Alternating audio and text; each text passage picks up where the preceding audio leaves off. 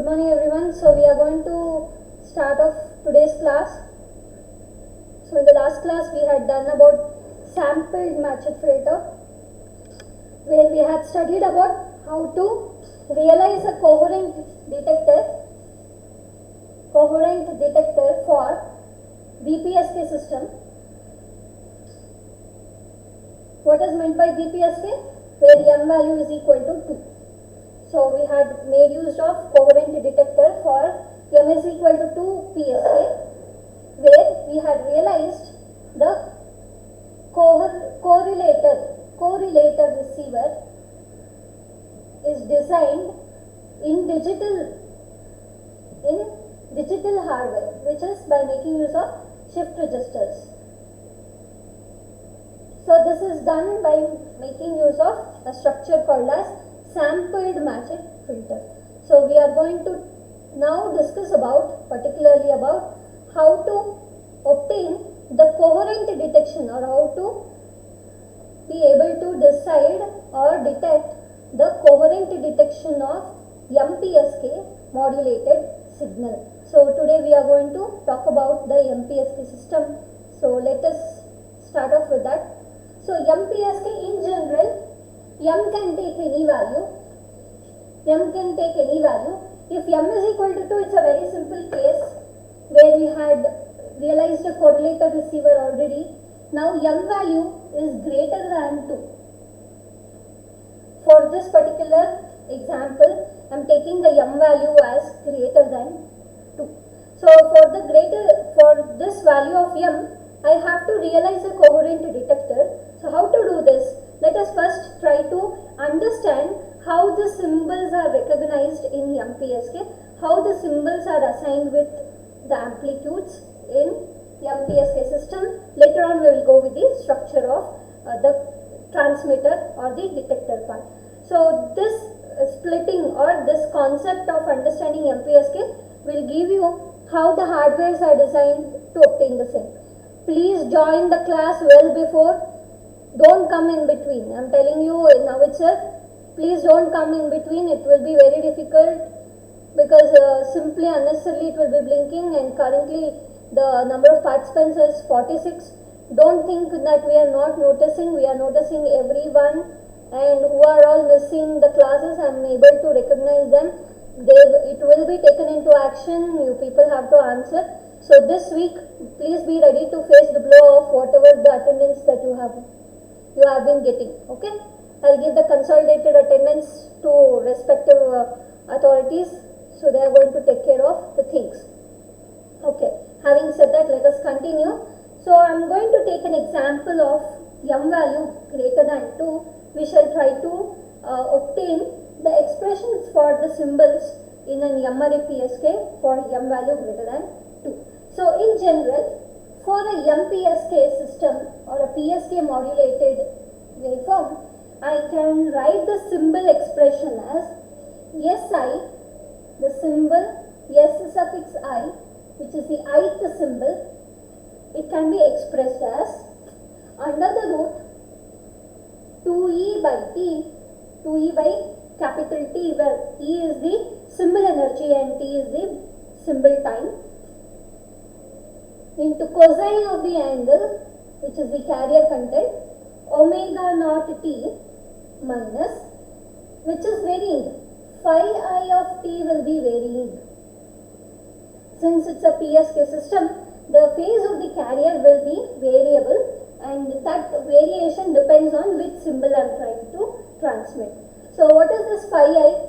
Phi I is an instantaneous phase which is provided uniquely to represent each one of these symbols, where this can be written as, this will be divided into m, or all the 360 degree angle or the 2 pi angle will be divided into m equal regions, and in order to assign each one of the symbol with individual phase, I am going to take the ratio 2 pi by m and I multiply with the symbol that I am going to realize, and I multiply it with I.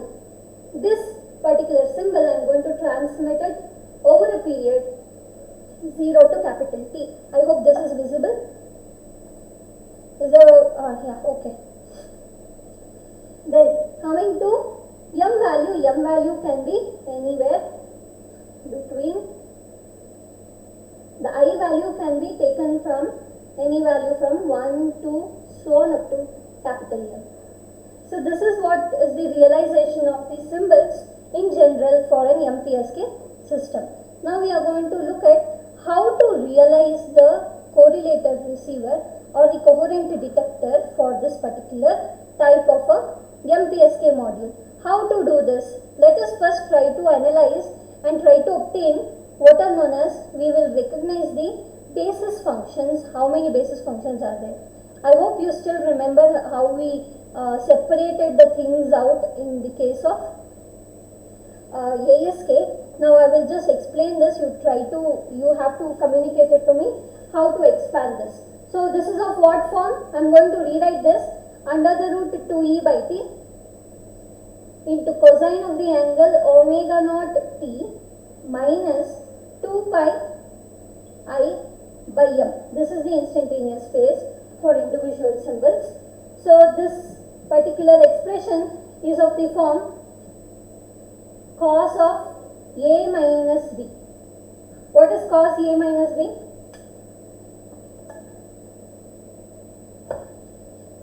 How do you expand cos a minus b?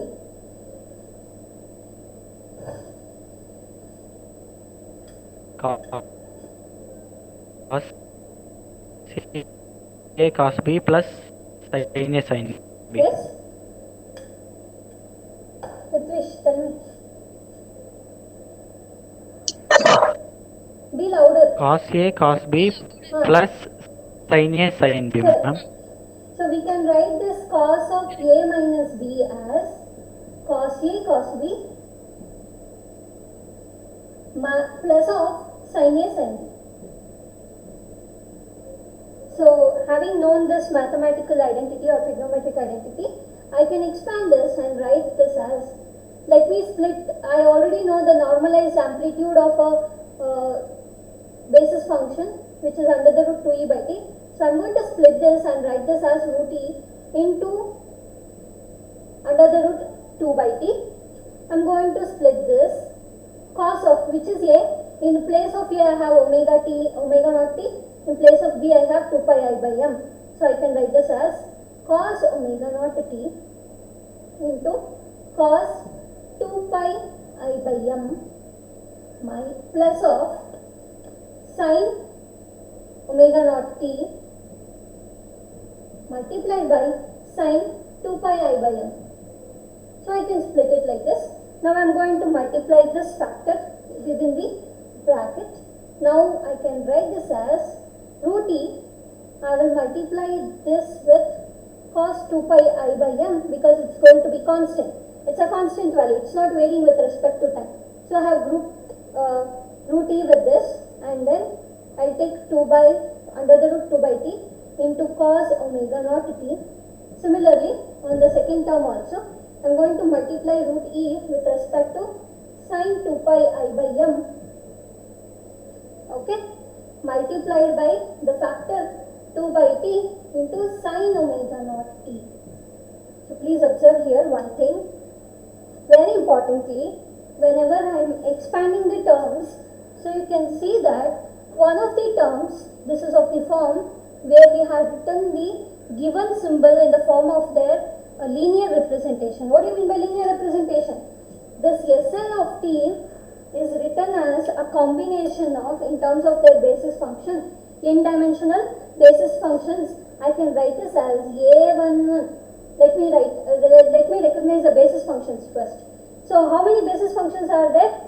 What do you mean by basis function? It is the carrier component or the sinusoidal function with the frequency omega naught, which is the base frequency or the original frequency of your carrier, and the content, the normalized content of your carrier of particular form, of particular sinusoidal form, is called as a basis function. So let us recognize the basis function in this expansion or the equation that I have written.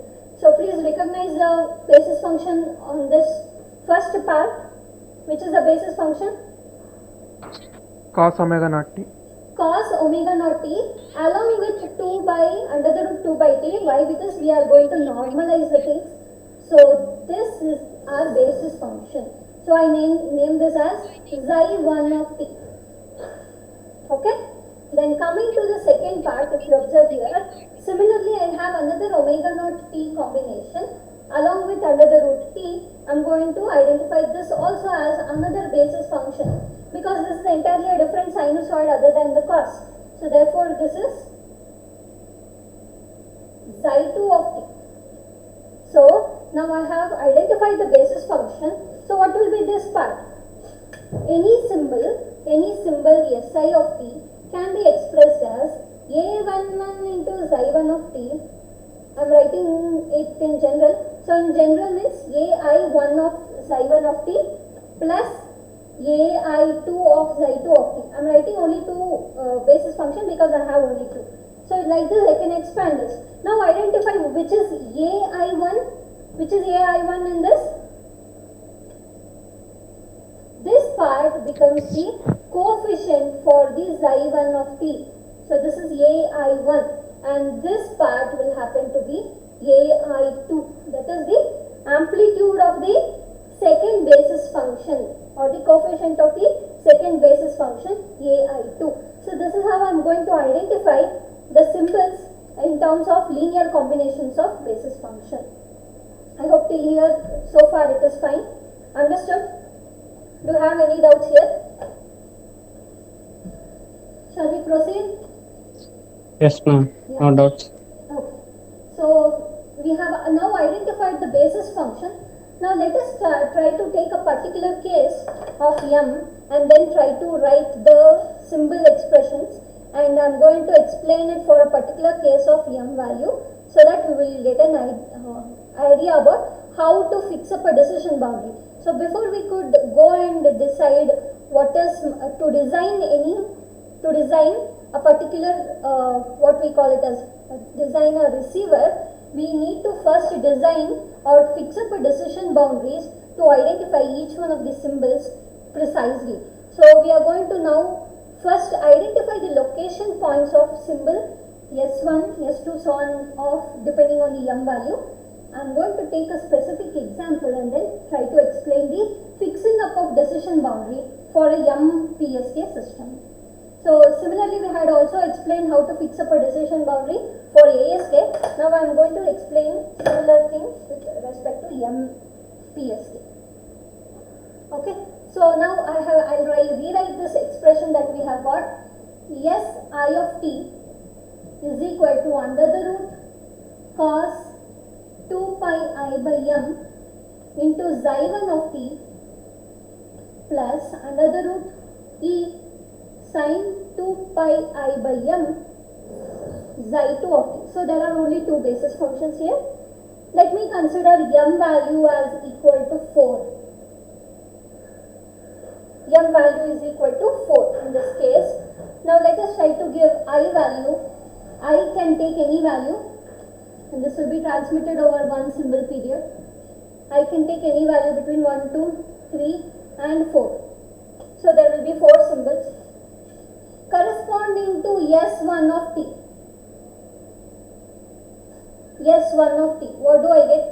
Sorry, not 1, 2, 3. It is going to start with 0, 1, 2, 3, 4.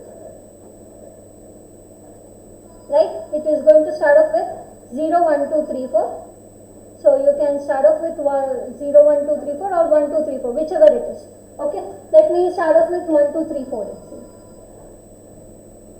Yeah. So if I give I value as equal to 1, what will be the amplitude? First amplitude, it is under the root e into cos 2 pi by 4, where I value is equal to 1, xi1 plus under the root e sin 2 pi by 4 into xi2 of t. Please expand this and give me the mathematical value. What is cos pi by 2? What is cos pi by 2?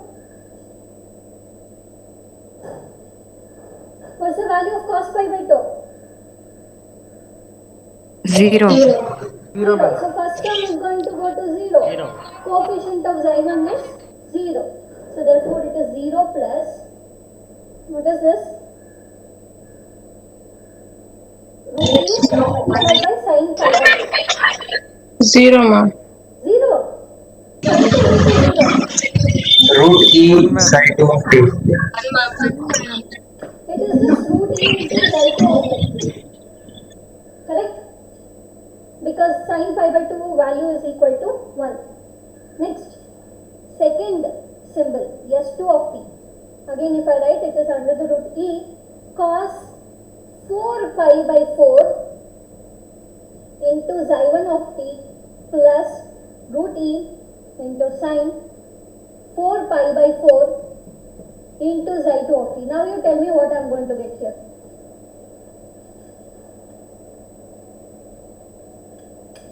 Minus root t psi 1 of t. Psi 1 of t. Correct? Psi 1 of t. Sin will be there. 1 psi 1 Okay, xi 1 of t. Second term. Second term is Plus 0, ma'am. because sin pi is 0. Third symbol, s3 of t, under the root e into cos 6 pi by 4 into xi 1 of t plus root e into sin 6 pi by 4 into xi 2 of t. What do I get for this? First term is cos 3 pi by 2. Cos 3 pi by 2 or cos 270 degree is going to go to 0. The second term sin 3 pi by 2 is minus 1. The value of this is minus 1. So it is minus root e into xi 2 of t. Okay. Then last symbol s4 of t is equal to under the root e into cos 8 pi by 4 into xi 1 of t plus root e into sin 8 pi by 4 psi 2 t. So here also we can directly say the first term is root e into xi 1 of t. The second term goes to 0. Now I have identified what are all the amplitudes of these symbols corresponding to that particular basis function. It is simply root e into xi 2 t. First symbol. Second symbol is minus root e into xi 1 t. Third symbol is minus root e into xi 2 t. So the last symbol is root e into xi 1 t. So I know the locations of symbols now. I am going to plot this by making use of the IQ plot to decide what should be the decision boundary to identify the symbols S1, S2, so on up to S4. To identify them individually, I need a boundary to fix stuff so that whenever I am going with the detection process, it will be easier for me to recognize which region belongs to which symbols. So I'm just leaving the last part, not erasing the last part. I will just erase the expansions that I have made. Okay, so the amplitudes will be on the other side. This is S1 of t, which is equal to root e into xi 2 t. S2 of t is minus root e into xi 1 t. S3 of t is minus root e into xi 2 t. S4 is root e into xi 1. So this much I know. I'm going to plot this now. So for the IQ plot, I'm going to write with the reference to the basis function, because basis functions are the references. So xi 1 will come and lie on the in phase axis because it corresponds to the cosine function. So therefore it will be on x-axis and xi 2 will be on the y-axis. Now let us fix up the locations of S1, S2, S3 and S4. So S1 is having a positive amplitude along xi 2t. So this is S1 and its amplitude is under the root e. S2 is having a negative amplitude and it is on the basis function xi 1. So you can fix up the location for S2 here. Again the amplitude is root e and this position is minus root e. Let me not write it like this. It will be easier for me to write it this way. And S3 will be on this because it's a negative amplitude and it is lying along the basis function Z2. Similarly, the last one S4 will have an amplitude root E and fixed up along the first basis function. Now I have fixed up the locations of S1, S2, S3 and S4. Now you need to tell me what should be the decision boundary because I have already discussed about this. So you need to help me in fixing up the decision boundary. What do you mean by decision boundary? I should be able to identify S1, I should be able to identify S1, not getting confused with S2 or S4. I should be able to uniquely identify S1 without mistaking it for S2 or S4. Please excuse me, just a minute. HOD sir is calling me. I'll just answer and then I'll talk to you. Okay?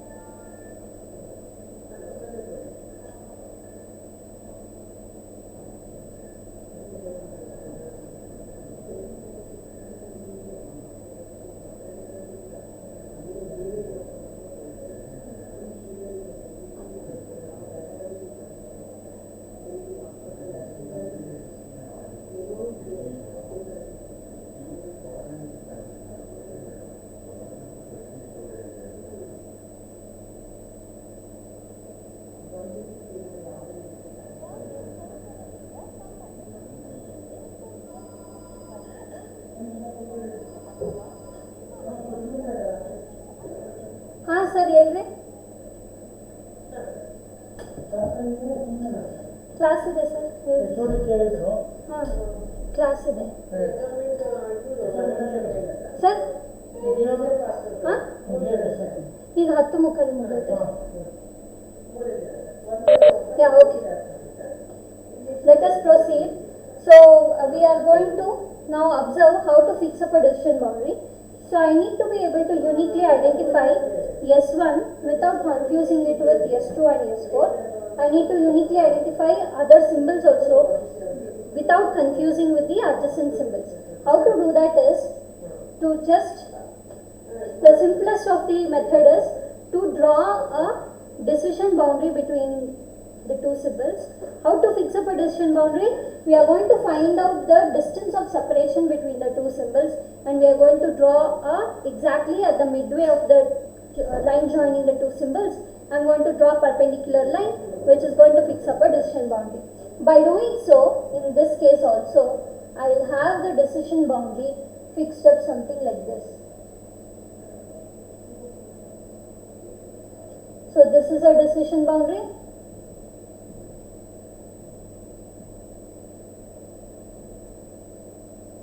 And this is also a decision boundary. Okay, so by using this, what do we get? Whenever I have received an S4 or if any of the received signal amplitude lies within this region, between this and this, I conclude that the particular received signal or amplitude corresponds to the symbol S4. So this is correspond to the, I denote it with region 4. So this region 4 will be for the detection of symbol S4. Similarly, if I go and look at if any of the received signal amplitude lies within this region, then I decide this in favor of symbol S1. So I call this as region 1, this as region 2. And lastly, this one as region 3. So like this, once I identify the location or the decision making boundaries for symbols S1, S2 and S3, I will be able to easily identify even at the receiver part. So let us try to identify the same thing by making use of in the receiver structure, how to realize this and how this is going to help us in identifying the symbols after obtaining the samples of a received symbol. So let us see that. So I hope till here the decision boundary fixing everything is fine. I hope you have understood so far.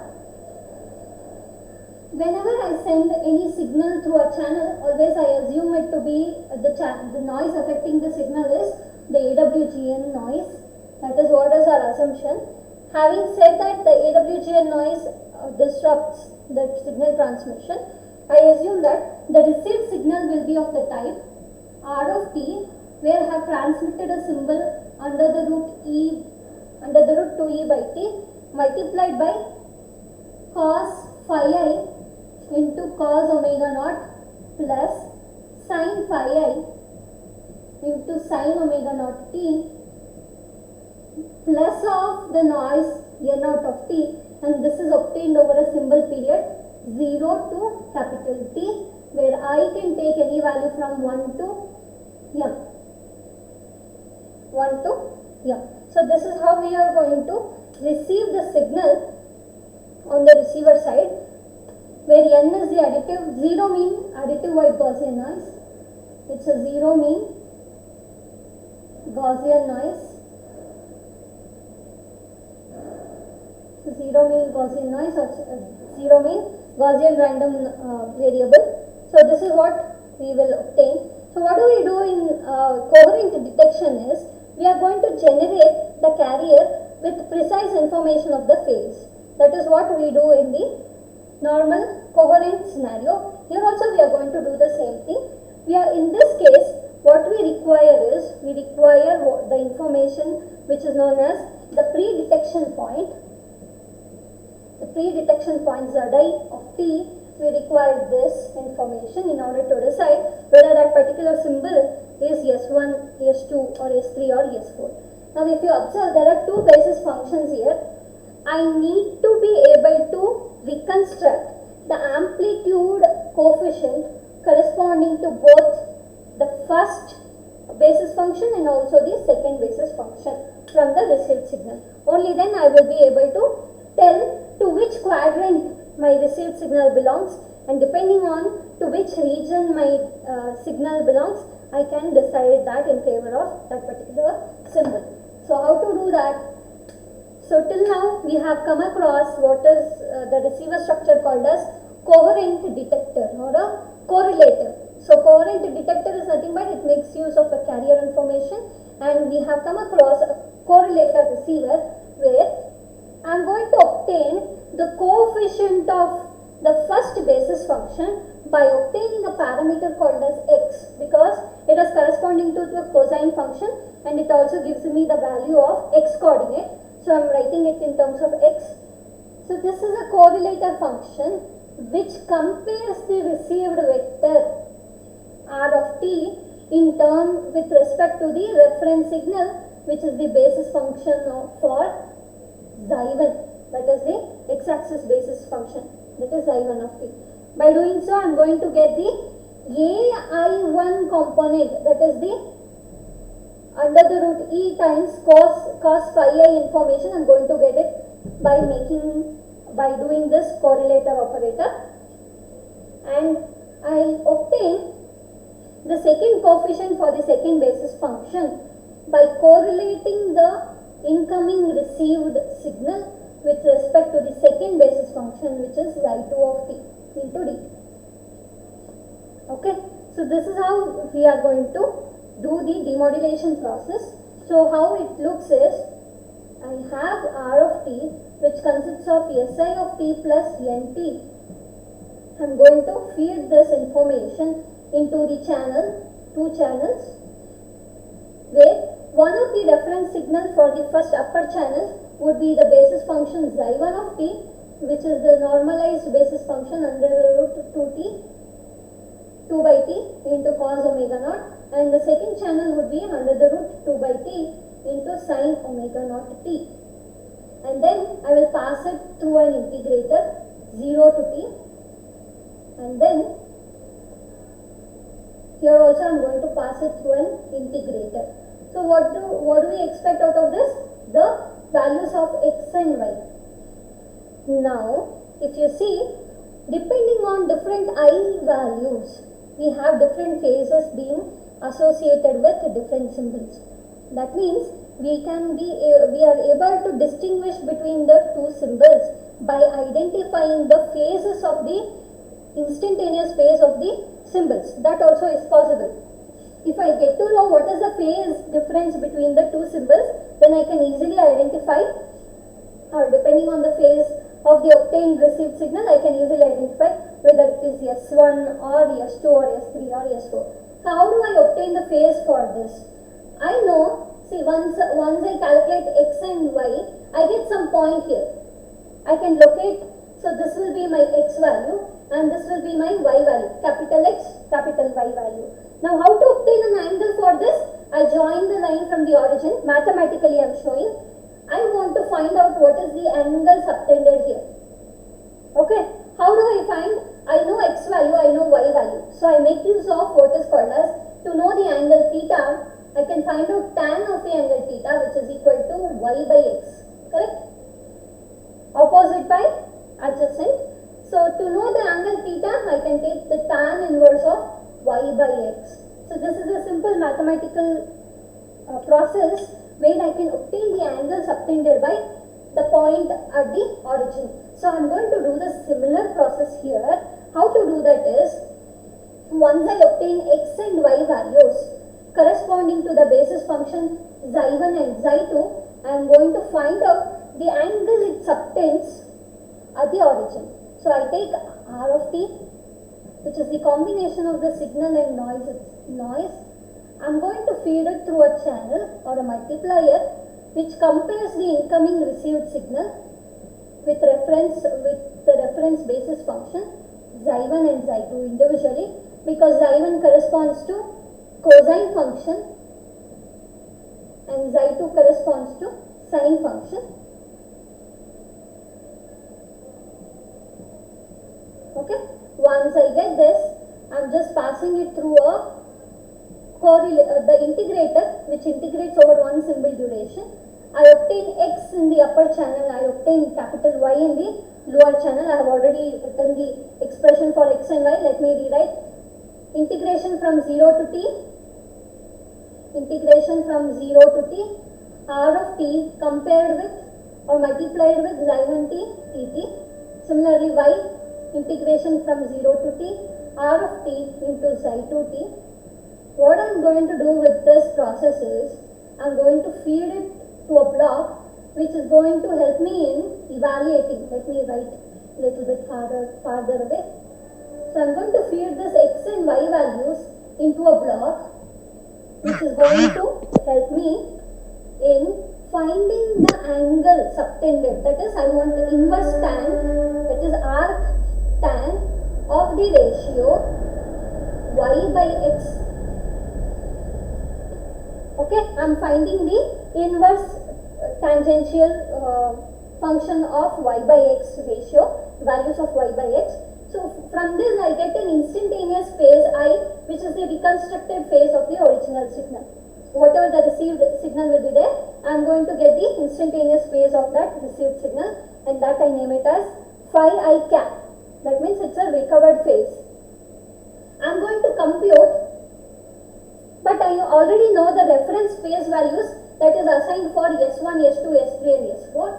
Therefore, I am going to compute what is known as the magnitude of phi minus phi I or phi I minus phi I cap. I am going to compute the difference between the phases of the symbol S1 with the reconstructed phase, S2 with the reconstructed phase, S3 with the reconstructed phase. Wherever the signal, wherever this difference is too less, I am going to decide in favor of that particular symbol, Si. Okay, so this is the analogy behind reconstructing the signal. So what do? After I compute or compare the instantaneously received phase with respect to the phases of the individual symbols. I'm going to compare the signal phase with respect to the reconstructed phase. I'm going to choose the, I'm writing here, sorry, it should be continued over here. So I'll write it below. Choose the smallest difference phase. Choose the phase with the smallest difference, and then you assign the particular symbol which is corresponding to the smallest phase. So this is the complete process in identifying the symbols for MPSK. Yes. So I'm done with the explanation. If you have any doubts, you can ask me. Any doubts so far? So this X and Y values are very important to identify the location of. So whatever the previous plot that I did, it is going to help me in locating this X and Y value. Let's say X is around some root E by 2 or something. Let's suppose this. And E is something like this. So I am locating my received signal vector somewhere over here. So I join this point with respect to the origin. Try to identify this angle theta. Now I try to obtain the phase difference between this reconstructed phase phi cap with respect to the phase of the symbol S4, this location of symbol S4, S1, S2 and S3. So I'm going to compare this phi with phi of S1, phi of S2 and phi of S3 and phi of S4. Whichever gives me the smallest difference, I am going to choose that particular symbol as the transmitted symbol. I hope now it is clear. If you have any doubts, you can ask. Any doubts?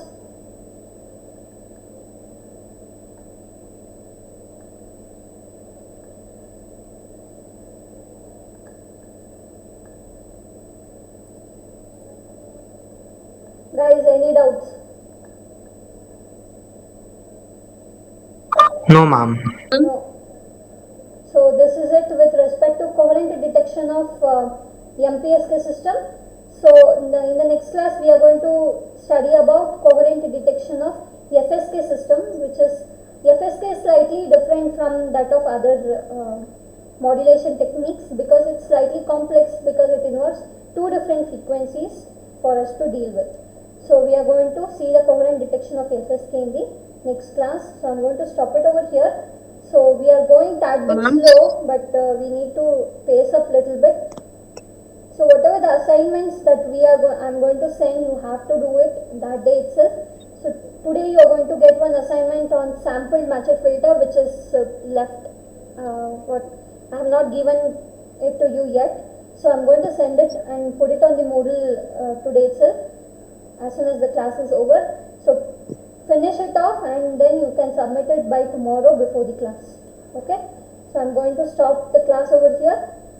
If you have any doubts, please be prepared for that, and you can ask me either on WhatsApp or you can ask me in next class if you want it to be addressed for everyone. Okay. So I'm leaving it to you where to ask the question. So this is it for today. Tomorrow we'll continue with the coherent FSK modulation. Thank you all for joining.